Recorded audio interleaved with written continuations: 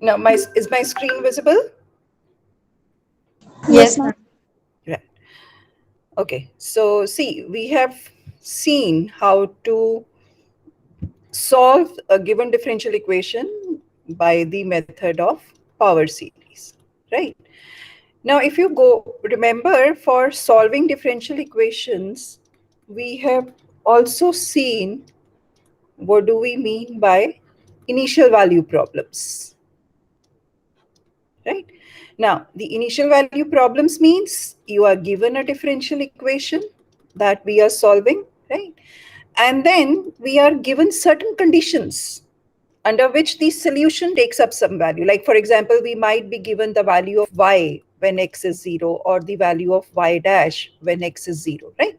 So these are these conditions which are given, they are called as the initial value conditions. And therefore, the problem or the differential equation that we were solving becomes the initial value problem, right? Now, the conditions required to solve an initial value problem is equal to the order of the differential equation. Why? Because the purpose of using these initial value problems or the initial value conditions is to find the value of the constants, because we know that if I have a general solution of a differential equation, this we have done in second semester also, and we have seen during the labs as well, that if we have a general solution, then we are getting a family of curves, okay, which satisfy the given differential equation. And family of curves depends upon the various values that we can give to constants. But if I am taking a specific problem which satisfies certain initial conditions, then that becomes one member of that family. And one member means what are the specific values of the constants in that case. So depending upon the order of the differential equation, we have the number of constants, and therefore we need as many conditions to get the values of those constants. Okay. In a similar manner here, if I have a power series solution, that means if I solve a differential equation using a power series method and I get a solution in terms of a power series, then I can use these initial conditions to find the values of those constants also. And in that case, what will happen is that you will get one specific power series. That means you will have a specific value of C naught or a specific value of C1, which will give you a particular specific power series that will be a solution of the given differential equation. Okay, so such values, such problems are called as initial value problems. Like, for example, say supposing you have a differential equation to solve as y double dash plus 4y equal to 0, and you are given that y at 0 is 0 and y dash at 0 is 3. Okay, so supposing you have something like this.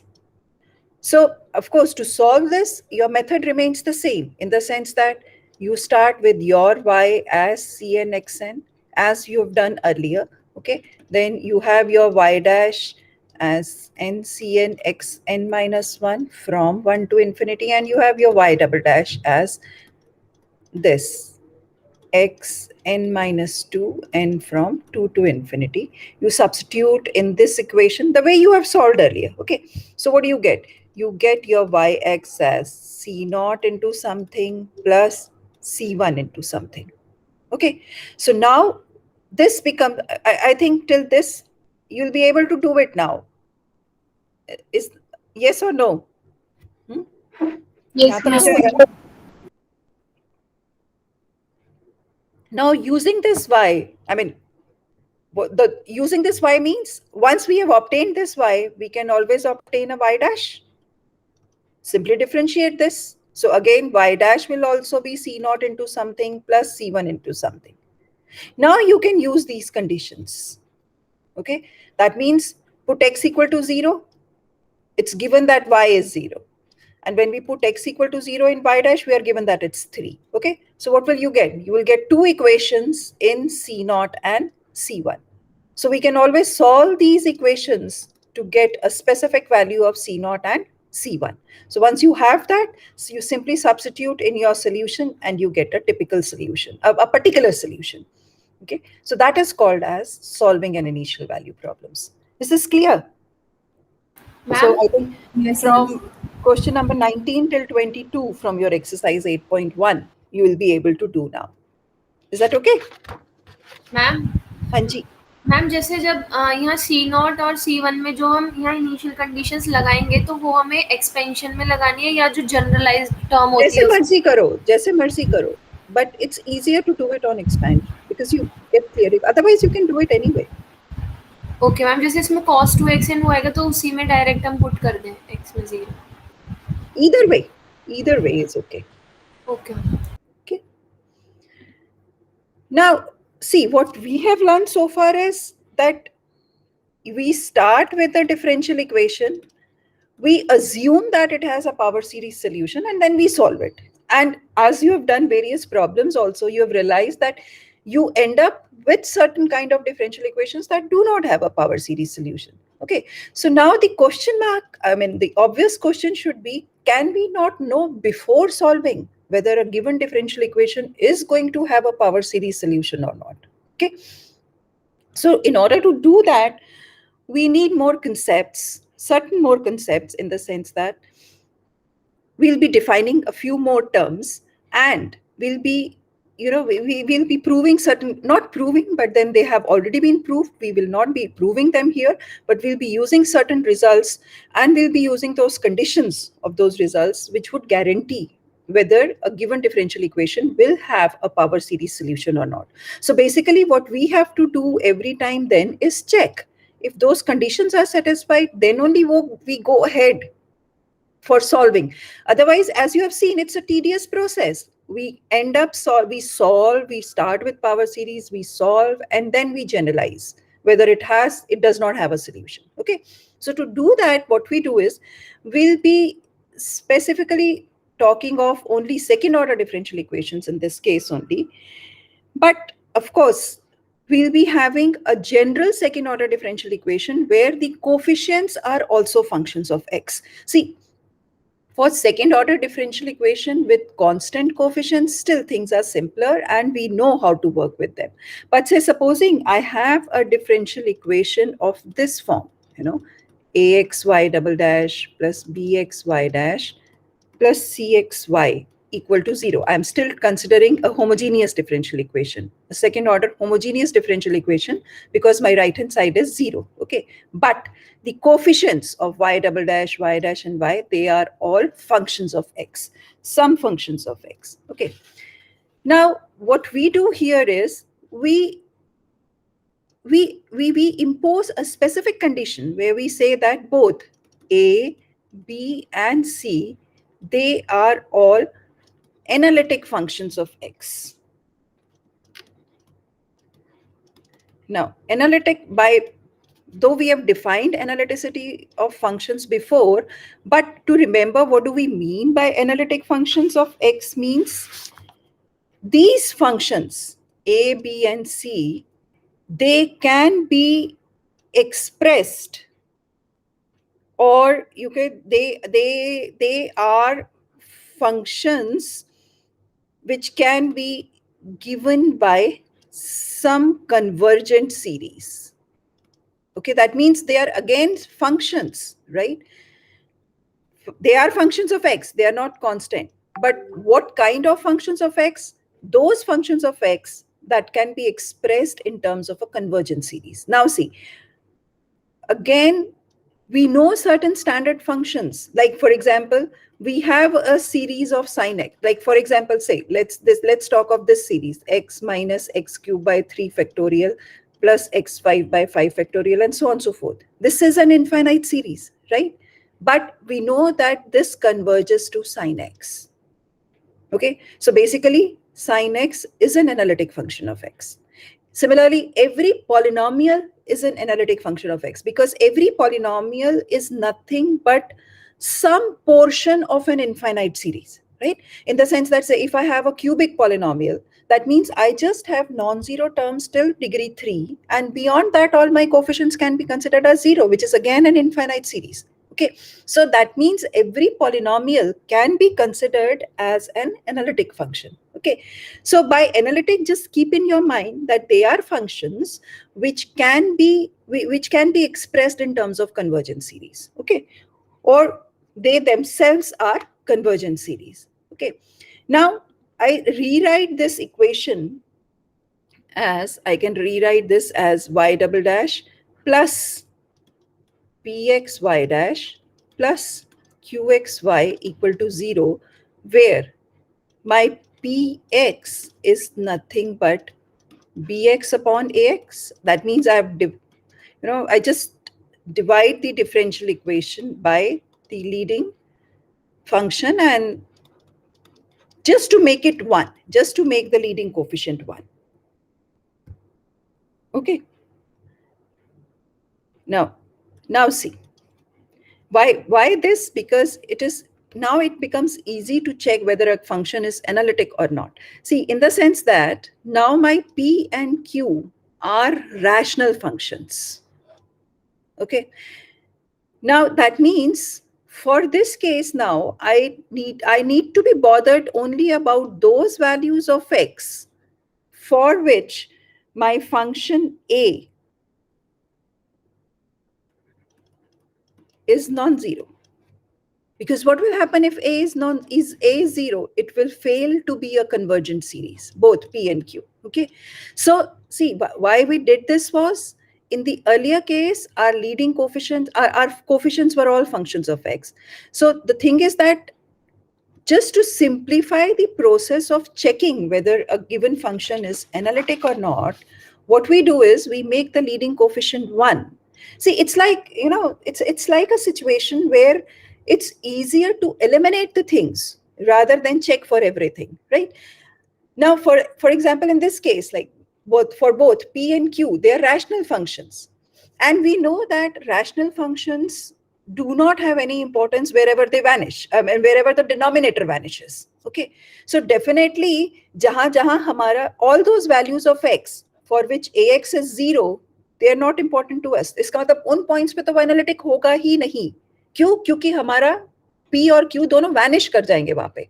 Okay, so that means we need not consider those points. तो वो अपने आप eliminate हो गए. So we are only bothered about the other points. Okay, so that is why we consider this as the standard form of a second order differential equation, where the coefficients of y dash and y, again, both p and q, they're again analytic functions of x. Okay, but the thing is that they have to be continuous everywhere, and they have to be differentiable also. See, what happens is that we, instead of defining analytic, we define another concept which is called as an ordinary point. Okay, we say that a point x equal to a is called an ordinary point of this differential equation. I'm numbering it as 2, provided x equal to a is called an ordinary point if both px and qx, they are analytic at x equal to a. Okay, so if they are analytic at x equal to a, then it is an ordinary point. Okay. Now see, that is why this was important. To check the analyticity, what do we have to check? Only the fact that the function a does not vanish at x equal to a, because if it vanishes, it fails to be analytic, and if it fails to be analytic, it fails to be an ordinary point. Okay, so this was the purpose of writing the given differential equation in this form, so that the concept to check whether a given function, whether a particular point is an ordinary point or not, becomes easier. Now, why we are learning ordinary points, why we are learning these concepts?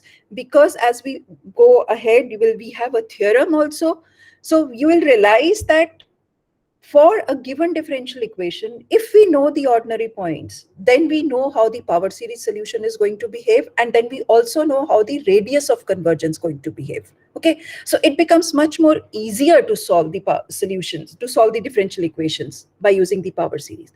But what happens is that sometimes, you are given differential equations, sometimes it looks that a particular point will not be an ordinary point, whereas it happens to be an ordinary point, and sometimes the other way around happens. For example, say supposing you have a differential equation like this: xy double dash plus sine x y dash plus x square y equal to 0.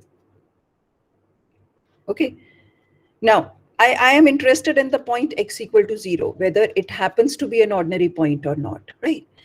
Now, of course, this clearly means my ax is x, my bx is sine x, and my cx is x square, right? So automatically my px becomes sine x by x and my qx becomes x. Is that right? Yes, ma'am. Right. Now see, I'm interested in x equal to 0. Okay. Now qx being a polynomial is analytic everywhere, and therefore it will be analytic at x equal to 0 as well. Right. Now look at this term, sine x by x.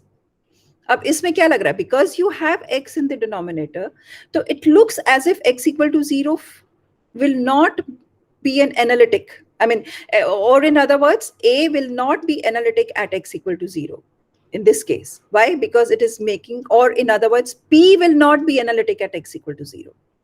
But if you just look at this, function px, isn't it something like 1 by x minus x cubed by 3 factorial plus x5 by 5 factorial, and so on and so forth?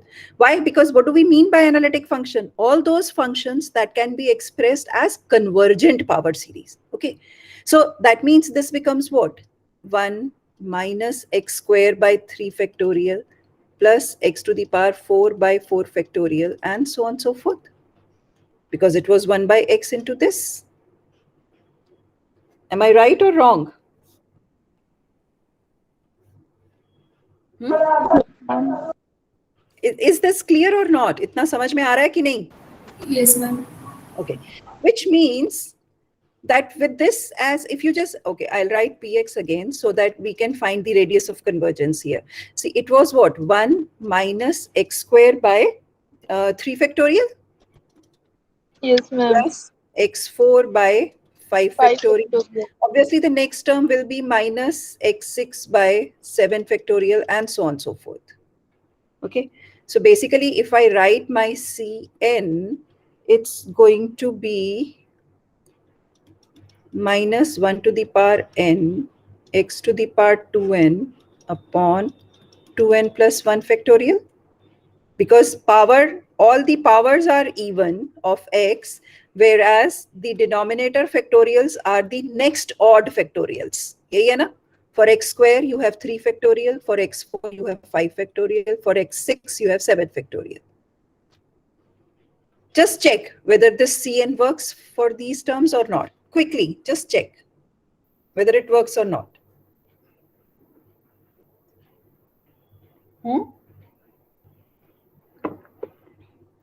Yes, ma'am. Right. So what will be your Cn plus 1? Minus 1 to the power n plus 1 x to the power 2n plus 2 upon, नीचे क्या आ जाएगा?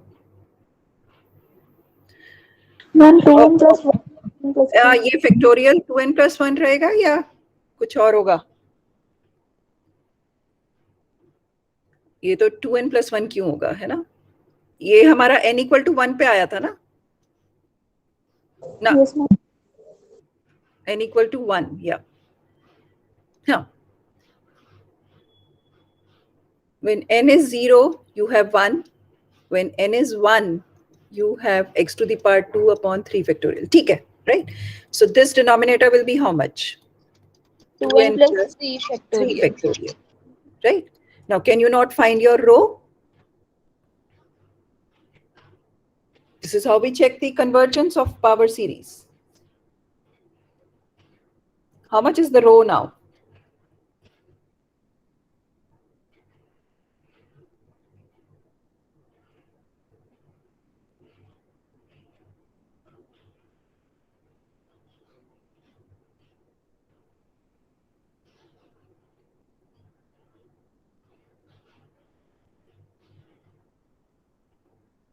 Ma'am, it is for x equals to 0, so it will be infinity. No, I'm because x square will also. Wait, you are getting the term of x also, yes. So when you are finding the limit at x equal to 0, right? So this row will turn out to be infinity. That means the given series is convergent for every x, Yes, ma'am. right? So though it looked like that we might not get the point x equal to 0 may fail to make the function analytic, but ultimately it has turned out to be analytic. Okay, so this is one way. So basically what we can say is that x equal to 0 is an ordinary point because both the coefficients, both the coefficients means both px and qx, they turned out to be analytic at x equal to 0. Right? Similarly, for example, but then there are, as I said, certain functions, I mean certain coefficients जहां तुम्हें लगेगा कि analytic होना चाहिए but होगा नहीं. For example, y double dash plus x square y dash plus root x y equal to 0. Right? What we are trying to do is I'm just trying to tell you the various methods under which you can test whether the given function is analytic or not. Okay. Now, in this case, the leading coefficient is already 1. Okay. So basically, your px is x square and your qx is root x. Okay. Now, again, px equal to x square is not a problem. But this is a problem. Why? Because if you find q dash x, what will be that? Minus 1 by 2 root x. Okay? And q dash x, this does not exist at x equal to 0. Okay? So that means one way to check whether a function, see, I'm repeating it again. We have to check whether a given point is an ordinary point or not. ठीक है? वो ordinary point कब बनेगा? जब coefficients analytic होंगे. ठीक है? Analytic होने के लिए एक मेथड है कि हम ये चेक कर रहे हैं कि जो हमारे coefficients हैं वो convergent series है या नहीं है. ठीक है? जैसे हमने पहले वाले में करा. अगेन जहां पॉलिनोमियल आ रहा है, सिंपल पॉलिनोमियल आ रहा है, हमें वहां टेस्ट करने की जरूरत नहीं क्योंकि वो होगा ही होगा. ठीक है? प्रॉब्लम कहां आएगी? जहां हमारे पास फंक्शंस किसी और तरीके के होंगे. पहले वाले केस में क्या था? Our function was a trigonometric function. ठीक है? Trigonometric functions can be expressed as infinite series, इसलिए हमने sin x को पहले सीरीज लिखा और जो भी उसकी वजह से हमारा कोफिशिएंट आया, हमने ये टेस्ट करा कि वो कन्वर्जेंट है या नहीं. क्योंकि वो कन्वर्जेंट आई तो इसलिए हमने कह दिया कि वो एनालिटिक है, और क्योंकि वो एनालिटिक है इसलिए वो हमारा ऑर्डिनरी पॉइंट बन गया. ठीक है? दूसरे केस में हमको कोई एक और तरीका क्या है कि जैसे सपोजिंग अब इस केस में हमारे पास कोई सीरीज नहीं है, ना तो हमारे कोफिशिएंट्स हैं ऐसे कि जिनको हम सीरीज में लिख सके, ना हम टेस्ट कर सकते हैं. उसके लिए दूसरा मेथड टेस्ट करने का क्या है कि फंक्शन डिफरेंशिएबल भी हो और डेरिवेटिव एग्जिस्ट करे उस पॉइंट पे. ठीक है? So these are various methods under which we can test whether the function is analytic or not. अगर analytic है तो ordinary point है, और अगर analytic नहीं है तो ordinary point नहीं होगा. इतनी बात समझ में आ रही है? हाँ? Yes, ma'am. Yes, ma'am. ठीक है. और need shall I repeat it again? जैसे बोलो, because ये समझना बहुत जरूरी है. Ma'am x equal 0 ordinary point नहीं होगा या फिर वो particular number? x equal to 0 ordinary point नहीं होगा. कोई अगर x इक्वल टू 1 हो तो होगा. क्यों? क्योंकि उस केस में q डैश एग्जिस्ट करेगा x इक्वल टू 1 पे. पर पर्टिकुलरली लिखा है कि नहीं? हाँ, अभी हम जितना भी टेस्ट कर रहे हैं वो the problem says that we are testing whether x equal to 0 is an ordinary point or not. Okay ma'am. Okay? Is this clear? And ma'am अगर ऑर्डिनरी पॉइंट नहीं होगा तो फिर वो पावर सीरीज सोल्यूशन एग्जिस्ट नहीं करेगी. हाँ, yes. हम आगे when we move ahead I'll tell you, because अभी आगे रिजल्ट करेंगे ना तो हमें पता लगेगा कि अगर ऑर्डिनरी पॉइंट है तो पावर सीरीज सोल्यूशन किस तरह का एग्जिस्ट करेगा, उसका रेडियस ऑफ कन्वर्जेंस कैसे बिहेव करेगा. ठीक है? Is this okay? Yes, ma'am. Yes, ma'am. Fine. Okay, so shall we move ahead then? ठीक है, इसी तरह से सपोजिंग अभी why that's why they have given these three specific examples just to make you understand. Say for example, अब अगर ये हो इस तरह की 1 minus x cube y double dash plus 7x square plus 3x to the power 5y dash plus 5x minus 13x4y equal to 0. अब इसमें things are clear because px is what? 7x square Polynomial. plus 3x5 upon 1 minus x cube, and your qx is nothing but 5x minus 13x4 upon 1 minus x cube. So they are all simple polynomials. Again, we are testing what? X equal to 0. And at x equal to 0, they are simple polynomials. So therefore, they are analytic. But see, mind you, it may fail at x equal to 1. So we are Yes. not testing for x equal to 1. We are testing only for x equal to 0. So we can say that x equal to 0 is an ordinary point here. Okay? Now, once we have tested that we have an ordinary point, then we have a theorem, which talks of solutions near ordinary points. And it says that suppose that A is an ordinary point of the differential equation I mean, this is the standard form, ax y double dash bx y dash. Of course, we are talking of second order. It can be extended to an nth order differential equation also. Okay.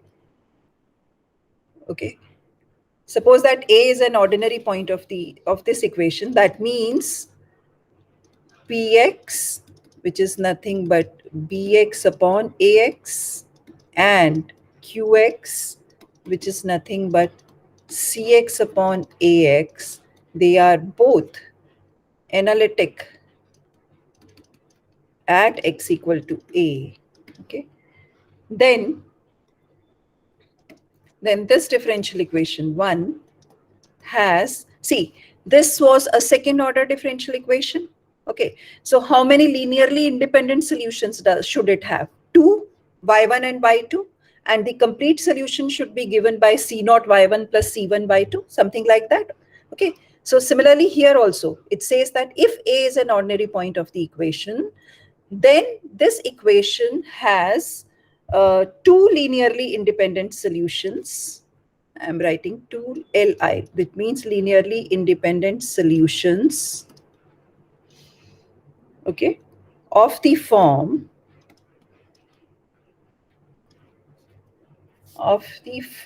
y equal to or yx equal to summation Cn x minus a to the power n from 0 to infinity. Okay, now see, it's a power series, right?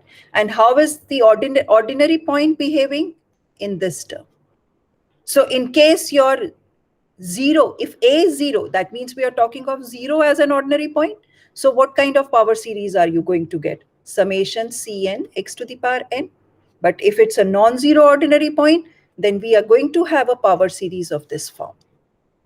Okay, not just this, the theorem also says that the radius of convergence, okay, see, the radius of convergence of such series, or we can say of such series solution जो भी आई हमारे पास, is, now see, just look at this language, is at least as large as the distance of A to the nearest singular point. ठीक है, अब यहाँ पे हमारे पास एक और चीज आ गई, नई चीज आ गई, सिंगुलर पॉइंट. ठीक है, Now, and any point which is not an ordinary point is a singular point. Are you getting it? Any point which is not an ordinary point is a singular point. If it fails to be an ordinary point, it is a singular point. Okay. And it says that the radius of convergence will be at least as large as the distance of A to the nearest singular point. And this singular point can be real or complex. Okay. Now, this paragraph, you can just understand it for the time being. अभी हम इसको बहुत detail में नहीं जाएंगे. But when we solve problems, you will realize that how do we find the minimum, the radius of convergence. When it says the radius of convergence will be at least this, that means at least this much would be the radius of convergence. इससे ज़्यादा भी हो सकता है, but will be at least as large as the distance. Okay? इतना तो होगा ही होगा, could be different from that, but itna to hoga hi hoga.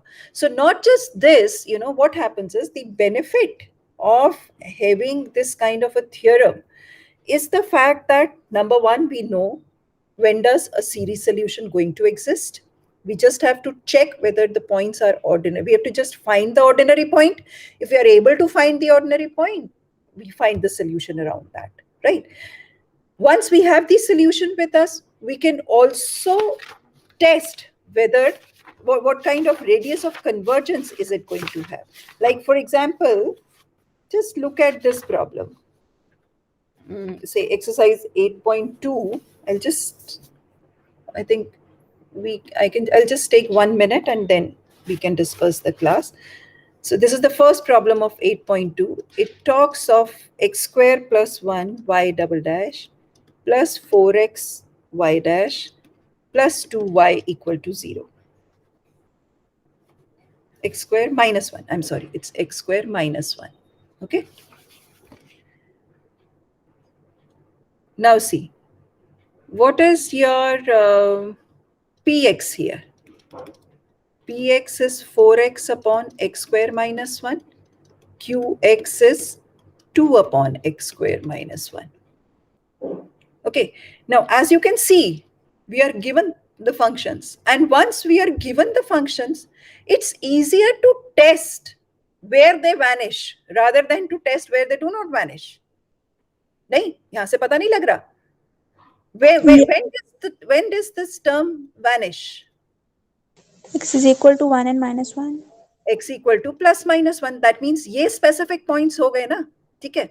अब but ये कैसे points हुए? X equal to plus minus 1 are the points where the denominator vanishes. Right? Where the denominator vanishes मतलब where your AX vanishes. यही मतलब हुआ. Now where AX vanishes, that means ये ordinary point तो नहीं है. जहां AX vanish नहीं करेगा, ordinary point तो वो बन रहा है ना. Right? So basically, what have we obtained? Rather than finding what are the ordinary points, we are actually finding what are the singular points. Because abhi humne yahi bola na, any point which is not an ordinary point is a singular point. So that means any point for which AX vanishes is a singular point. So basically, what have we obtained? We have obtained that x equal to plus minus 1 is a singular point, not an ordinary point. Right? So that means what? Basically, agar hum baat kare, तो definitely x equal to 0 is not a singular point. Therefore, it will be an ordinary point. Okay. So that means for this particular differential equation, we'll be able to talk of series solutions of this form. Why? Because x equal to 0 is an ordinary point.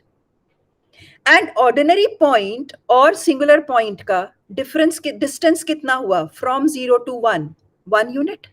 That means whatever power series solution we obtain, the radius of convergence will be at least as large as 1.